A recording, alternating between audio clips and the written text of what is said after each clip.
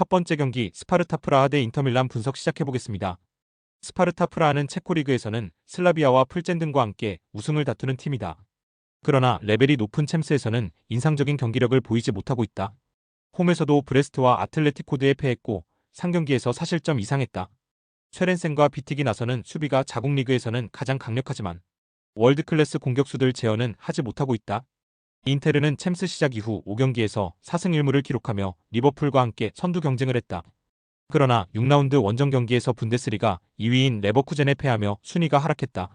패배를 피하기 위해 수비 위주의 경기 운영을 했는데 한 골을 극복하지 못했다. 그래도 지난 주말 리그 경기에서 엠폴리를 완파하며 나폴리를 추격했다. 인테르의 승리를 본다. 스파르타 프라하는 현재 승점 3점에 그치고 있기에 남은 경기에서 전승을 하며 경쟁팀들의 부진을 발해야 한다. 때문에 강팀 인테르 상대로 수비적인 운영보다 솔바켄과 사딜렉 등의 라인을 올린 공격적인 운영이 필요하다. 프라테시와 지엘린스키가 중원에 나와 상대의 공격 시도를 저지하며 역습으로 전환할 것이고 라우타로와 튀랑이 해결할 인테르가 승리할 것이다. 두 번째 경기 아스날 대 디나모 자그레브 분석 시작해보겠습니다.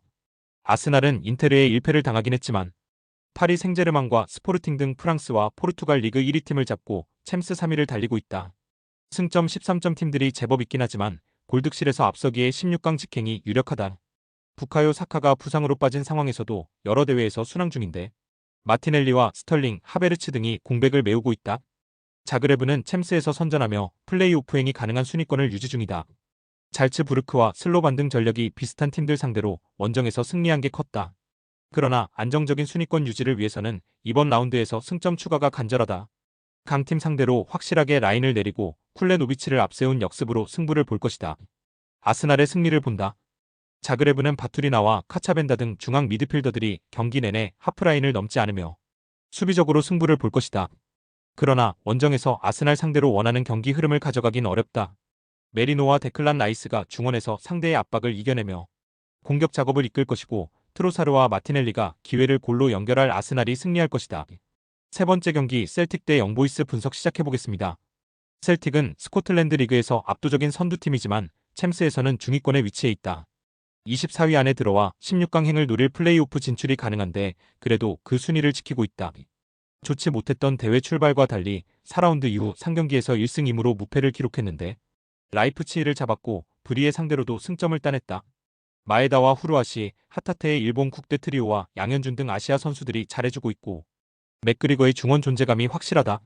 영보이스는 이미 챔스 탈락이 확정됐다. 스위스 리그의 최강팀을 자부하며 챔스 단골 손님이었는데 이번 시즌은 최악의 성적을 내고 있다. 인테르 상대로만 1실점했고 아탈란타와 슈투트, 바르샤 등에 모두 5실점 이상했다. 팀을 이끌었던 선수들이 최근 2년간 모두 팀을 떠났고 새로 가세한 선수들의 부진이 컸다. 셀틱의 승리를 본다. 영보이스가 이미 탈락이 확정된 챔스 원정에서 굳이 전력을 다할 이유가 없다. 크게 로테이션을 돌리진 않겠지만 전력차가 크다. 하타테와 맥그리거의 중원 장악 속에 공격 포지션을 늘려갈 것이고 마에다와 후루아시가 상대 수비를 몰아칠 셀틱이 승리할 것이다. 네 번째 경기 페예노르트 대 바이에른 뮌헨 분석 시작해보겠습니다. 페예노르트는 챔스에서 벤피카와 지로나 등을 제압하며 중위권에 위치해 있다. 체코의 강호인 스파르타 프라하 상대로는 사고를 터뜨리기도 했다. 그러나 황인범이 부상으로 빠진 이후 상경기에서 승리를 따내지 못하며 주춤하고 있다. 지난 주말 에레디비지의 경기에서는 빌럼 상대로 선제골을 지키지 못했는데 제루키와 스탱스가 황인범의 공백을 메우지 못했다. 조커 역할을 할 수 있는 우에다가 돌아오긴 했지만 그래도 뭔가 아쉬운 전력이다.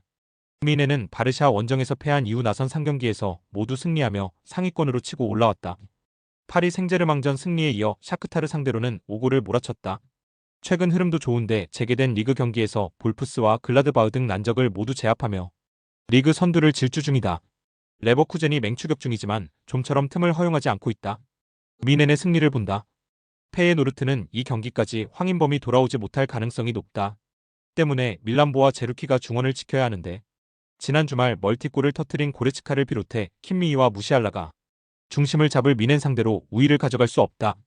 해리 케인과 그나브리 올리세가 경기 내내 기회를 노릴 뮌헨이 승리할 것이다. 다섯 번째 경기 AC 밀란 대 지로나 분석 시작해보겠습니다. 밀란은 챔스 4연승에 성공하며 16강 직행을 노리고 있다. 대회 시작 이후 두 경기에서 승점 추가에 실패했었는데 연승 기간 동안 레알과 츠르베나, 브리에 등을 제압했다. 비록 지난 주말 원정에서 유벤투스에 패하며 최근에 무패가 끝나긴 했지만 이태리 슈퍼컵 우승팀이기도 하다. 하파엘 레앙과 풀리시치 등 부상 이슈가 있던 선수들이 돌아온 이후 공격 상황에서의 마무리가 좋아졌고 무사와 레인더스가 나서는 중원도 안정적이다. 지로나는 남은 두 경기를 모두 승리해도 24위가 쉽지 않은 상황이다.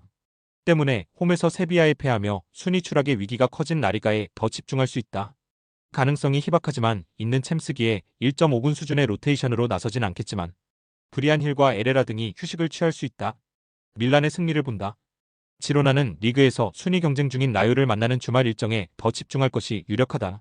굳이 밀란 상대로 힘을 뺐다가 리그 연패를 당하면 중위권 추락도 가능한 상황이다. 레인더스의 중원 장악 속에 경기 주도권을 잡을 것이고 아브라함과 레앙이 상대 수비를 몰아칠 밀란이 챔스 연승을 이어갈 것이다. 스포츠 당첨에 제일 중요한 건 조합입니다.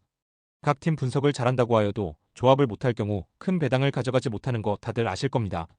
그리고 유튜브에 조합을 올려드릴 수 있지만 좀 더 자세한 정보들과 배당 흐름 및 각종 이슈 등 경기 전까지 어떻게 될지 모르니 조합을 빠르게 유튜브에 올려드릴 수 없는 점 양해 부탁드립니다. 조합 신청은 아래 고정 댓글 링크로 조합 신청 말 걸어주세요. 금전 요구 및 멤버십 가입 조건 일체 없습니다. 좋은 건 서로 나눠 갑시다.